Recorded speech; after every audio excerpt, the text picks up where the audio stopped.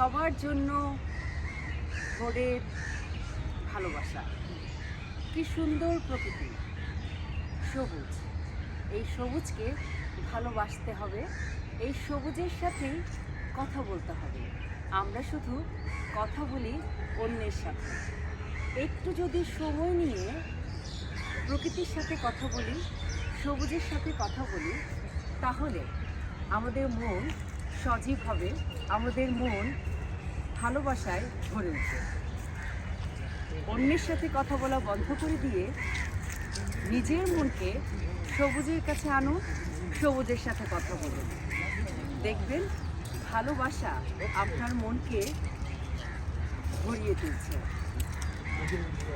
ভালো থাকুন, ভালো রাখুন একে অপরকে।